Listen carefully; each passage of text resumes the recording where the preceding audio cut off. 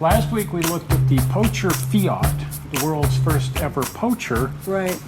And then Pocher released 2 cars for their second release. As I recall, released them right together. Wow. They're both Alfa Romeo 8-cylinder 8C-2300cc Alfa Romeos. Those were very sought after collector cars, the real ones, and not a whole lot of those rattling around. And so Pocher decided that that would be the next big release. So they did 2 variations. Subsequently, in other years, they did 4 more variations of the same car. But originally, they did 2. This is the Alfa Romeo Monza. Wow. So it was a racing version called the Monza because it raced at Monza and won Monza. But just a really, really neat little, not little, these are 8 scale cars. They're about 1.5 to 2 feet long, I forget something. I built one of these years ago. This is another one from the Kmart, the famous, Kmart Kmart collection. This one back in the day sold for $145, $150, somewhere right around there. And that's 1970s money, early 1970s money. Oh my gosh. So something like $1,500 today. Yes, easy. Adjusted for inflation. So again, you just didn't go out and buy one of these things.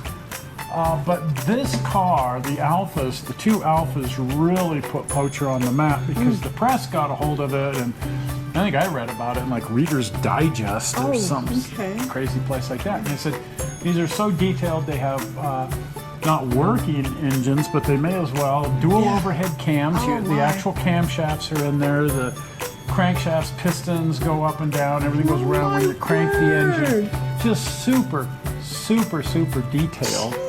And I wanted one, but you know, even the Fiat was over $100. This was more like $150. The other Alpha was about $180. And then they released a 4th model, a Rolls Royce, that was $200. Oh my goodness. All 4 of those models ended up in the famous Kmart sellout. And so when I was driving all over Western states trying to grab every single thing I could from, and here's another one that I grabbed at Kmart. These were going for $28, something like that. So a little bit more than the Fiats. And these were sold out a lot. I wasn't able to get terribly too many of these because they were all just getting sold. But I grabbed up a few, built a few, started a few, still have a few. So here it is, the Monza. Oh, that's cool. And I started a couple of them back in the day, built one, and then decided I didn't like the way the body turned out, took the body off of it and threw the body away, and I have that as a chassis. You can see that here. Started another one, and I've just never gotten around to finishing it. But here's the other one right here.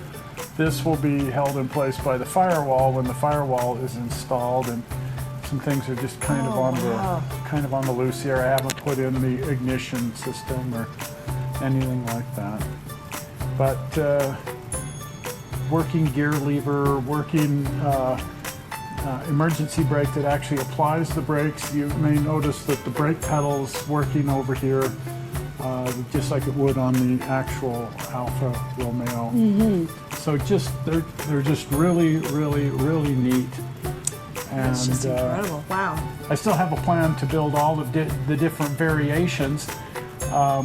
This one also, I rigged it with a working spark advance, which I can see has come loose. Yes, a little bit. Oh. I scratch build a magneto instead of a distributor because a proper race car would have had a magneto.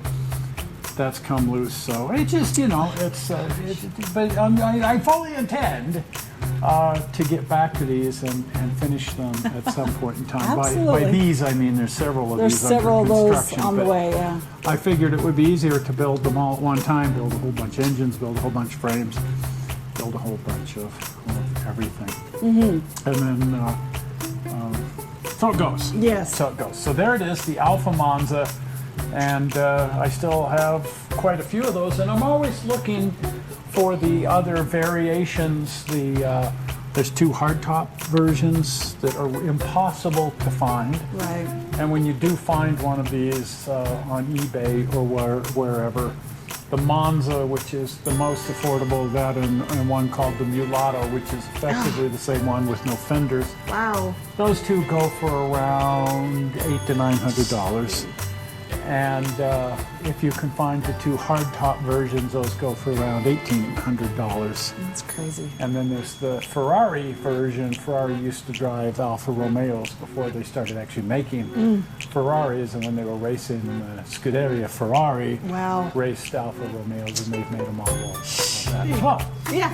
Those are all kind of around there, and we saw all of those at the Peterson, not the Peterson, at the Thorny Museum. Yeah, we were at the Peterson We went to the too. Peterson too. And they that was didn't- just, they didn't yeah, have no. Pochers, no. No. But these guys do at the Thorny, and then they have to cycle them through because they have more models than space. That's a common problem.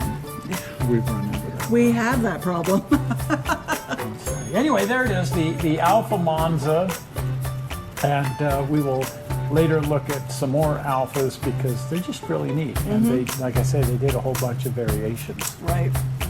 Well, if you haven't been over to the channel, do pop over to the channel. And if you're on Facebook, like and follow us. Like and follow. Like and follow on Facebook. And on YouTube, of course, what you do is you subscribe. Right. And then you click on the little bell notification. That's Yes. the same as follow on Facebook. Just means you'll be notified whenever we upload a movie, which is a couple times a week. Right. Now, the easy way to become a subscriber, you wouldn't see this on Facebook, but you will see it on YouTube, the blue subscribe button. Are you ready? Zoom. Click on that. That will make you a subscriber. Well, we're not sure how you found this movie on the internet, and we hope you didn't find it boring. And we will see you here again in a few days Right. with some more scrolling around. We'll see ya. See ya. Bye-bye. Bye.